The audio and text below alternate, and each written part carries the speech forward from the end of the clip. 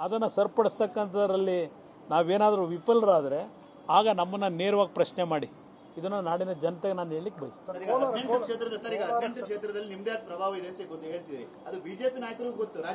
ಎಲ್ಲರಿಗೂ ಗೊತ್ತು. ರಾಜಕೀಯದ ಅನಾಲಿಸಿಸ್ ಮಾಡ್ತಕ್ಕಂಥ ಎಲ್ರಿಗೂ ಗೊತ್ತಿದೆ ಯಾವ್ಯಾವ ಕ್ಷೇತ್ರದಲ್ಲಿ ಏನು ನಡೀದೆ ಅಂತ ಹೇಳಿ.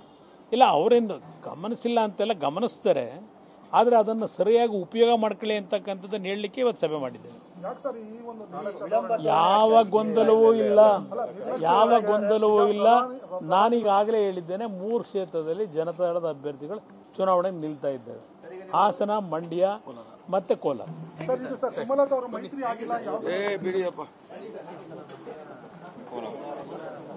ಅದನ್ನು ಸರಿಪಡಿಸ್ತಕ್ಕಂಥದ್ರಲ್ಲಿ ನಾವೇನಾದರೂ ವಿಫಲರಾದರೆ ಆಗ ನಮ್ಮನ್ನು ನೇರವಾಗಿ ಪ್ರಶ್ನೆ ಮಾಡಿ.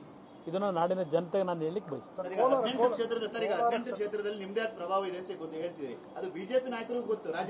ಎಲ್ಲರಿಗೂ ಗೊತ್ತು. ರಾಜಕೀಯದ ಅನಾಲಿಸಿಸ್ ಮಾಡ್ತಕ್ಕಂಥ ಎಲ್ರಿಗೂ ಗೊತ್ತಿದೆ ಯಾವ್ಯಾವ ಕ್ಷೇತ್ರದಲ್ಲಿ ಏನು ನಡೀದೆ ಅಂತ ಹೇಳಿ. ಇಲ್ಲ ಅವರಿಂದ ಗಮನಿಸಿಲ್ಲ ಅಂತೆಲ್ಲ ಗಮನಿಸ್ತಾರೆ, ಆದರೆ ಅದನ್ನು ಸರಿಯಾಗಿ ಉಪಯೋಗ ಮಾಡ್ಕೊಳ್ಳಿ ಅಂತಕ್ಕಂಥದ್ದನ್ನು ಹೇಳಲಿಕ್ಕೆ ಇವತ್ತು ಸಭೆ ಮಾಡಿದ್ದೇವೆ. ಯಾವ ಗೊಂದಲವೂ ಇಲ್ಲ. ನಾನೀಗಾಗಲೇ ಹೇಳಿದ್ದೇನೆ, 3 ಕ್ಷೇತ್ರದಲ್ಲಿ ಜನತಾದಳದ ಅಭ್ಯರ್ಥಿಗಳು ಚುನಾವಣೆ ನಿಲ್ತಾ ಇದ್ದೇವೆ. ಹಾಸನ, ಮಂಡ್ಯ ಮತ್ತೆ ಕೋಲಾರ.